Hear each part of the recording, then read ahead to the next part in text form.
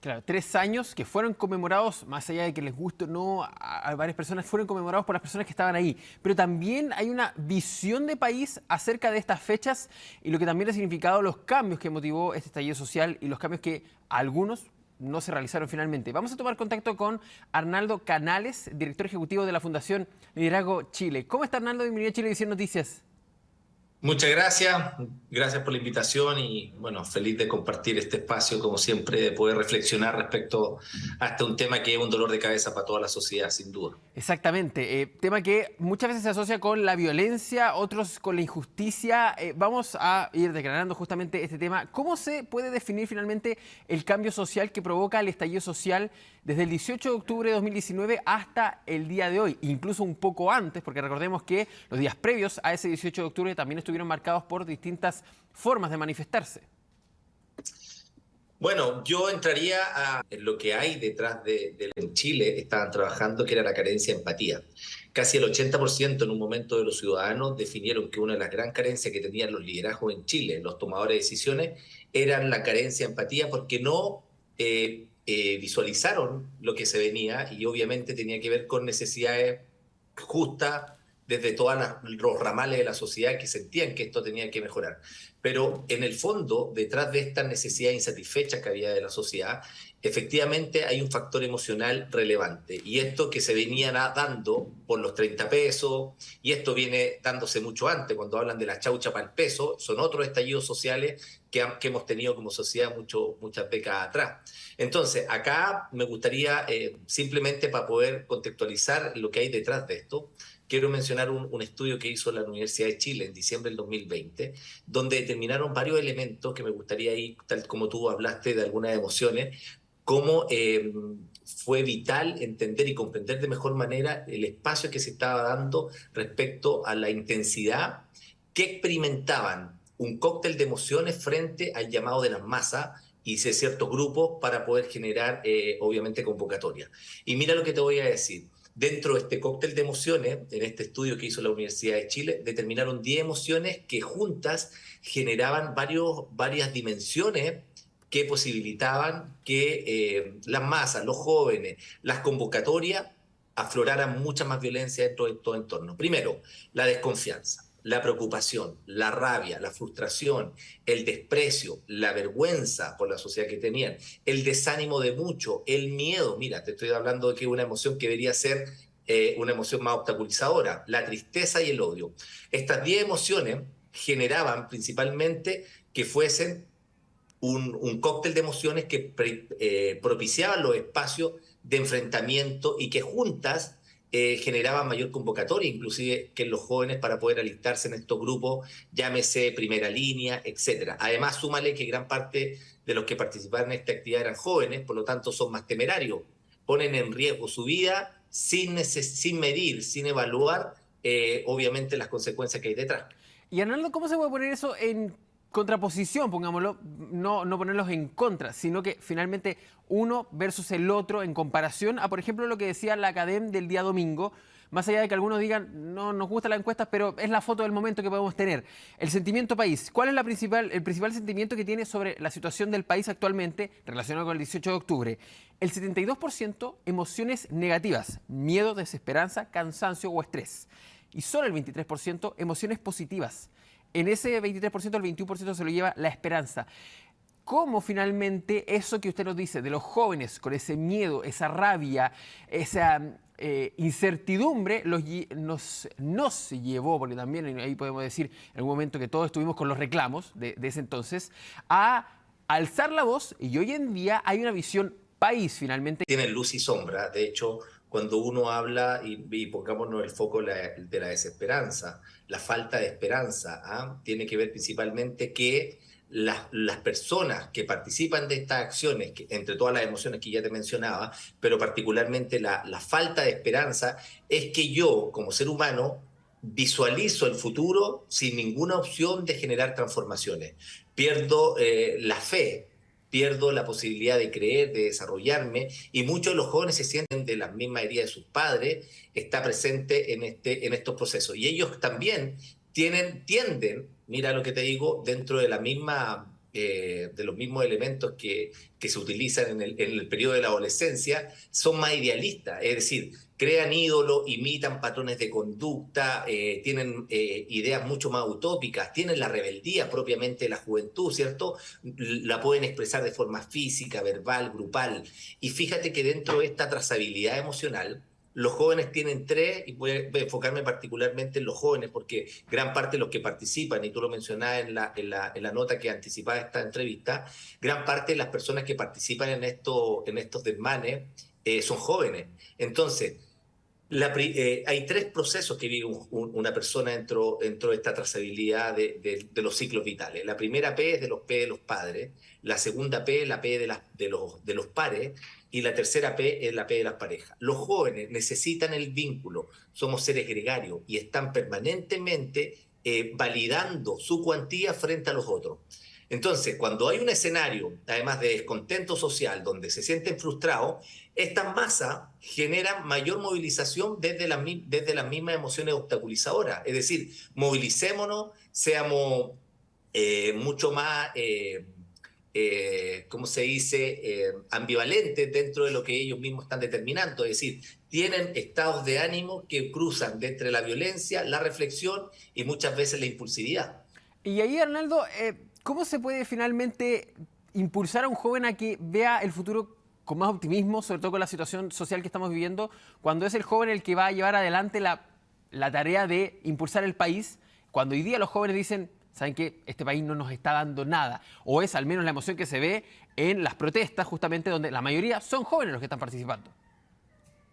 Bueno, aquí hay muchos datos, lo ratifica el mismo estudio que te contaba la Universidad de Chile, que son las redes de afecto, las redes de contención, el cariño, el amor que generan los espacios principalmente de amor que tiene una persona. Cuando un joven pierde la esperanza, tomando el ejemplo que estábamos hablando recién, ¿cómo yo le puedo ir a hablar a un niño, a un joven, de efectivamente mire la vida con una mirada positiva, que tenga una mirada optimista?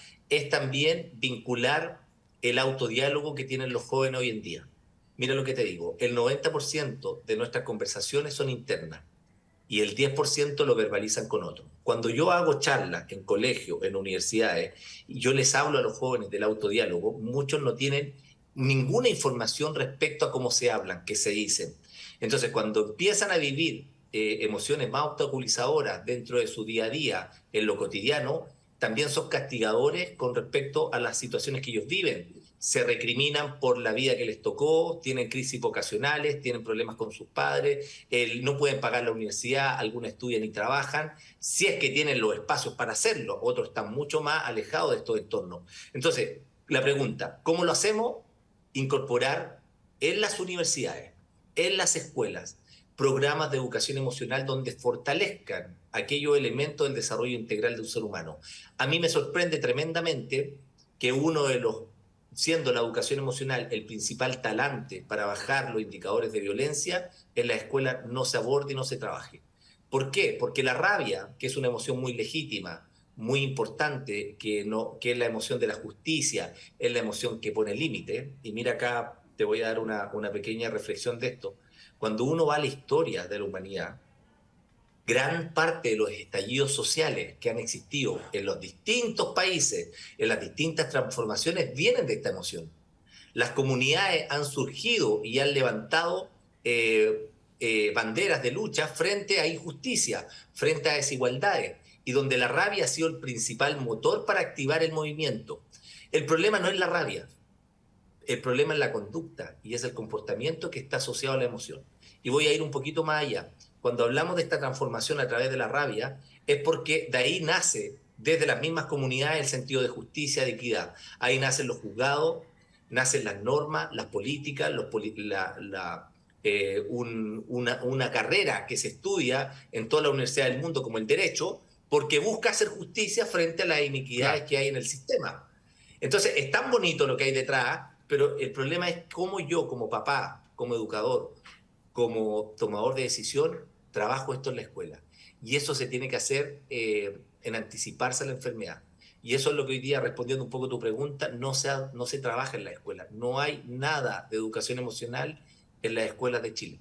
Sí, lo habíamos hablado en ocasiones anteriores, el tema de la educación emocional y justamente cómo estamos viendo los efectos de tal vez una ausencia en los distintos niveles de la educación. Hay, por ejemplo, empatía, se trabaja en ver el otro y a veces tenemos que dejar de ver al otro y vernos uno mismo y ver qué tan mal estamos para poder relacionarnos con la sociedad. Muy importante eso. Arnaldo, lo voy a dejar la pregunta enganchada justamente porque tenemos que irnos a la pausa para que sigamos en el siguiente bloque acerca de los actos de delincuencia, porque no podemos hablar de manifestaciones también sin hablar, lamentablemente, porque es así, de los actos de delincuencia. Los saqueos, por ejemplo, lo que ocurrió hoy día en Puente Alto, los intentos de saqueo también en supermercados, una micro que se tomó, y eso también tiene una visión en cuanto a la emocionalidad, o por lo menos, cuál es la visión que se tiene de esas personas para cometer esos actos, cosa que hace años uno podría decir, pero era una época distinta. Sí, pero no sucedía justamente. Así que le voy a dejar esa pregunta. ¿Qué es lo que está sucediendo con esas personas que causan esos desmanes y sobre todo esos actos de delincuencia, por ejemplo, que estamos viendo ahí en pantalla con esta micro que intentaron romper la reja para poder finalmente romper la reja y también entraron a un supermercado? Vamos a ir a una pausa con las informaciones, Arnaldo, para que nos espere y ya vamos a volver con más Chilevisión Noticias Cierre a través de la señal de Pluto TV, revisando lo que fue esta jornada también.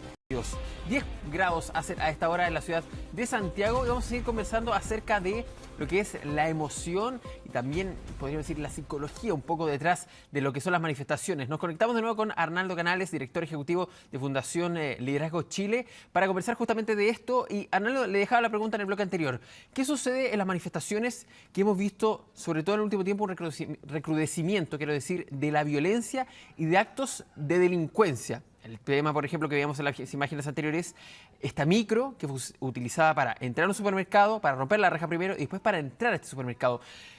¿Qué se puede analizar como sociedad, sobre todo también de los jóvenes que son los que más participan de estas manifestaciones y que no queremos verlos involucrados de esto, para no generalizar? Son pocos, pero los vemos finalmente. Sí, bueno, volviendo un poco a la idea de incorporar una reflexión respecto a la importancia del mundo emocional. Fíjate que lo mencionaba al inicio cuando hablamos de algunos elementos vinculados a estos cócteles de emociones.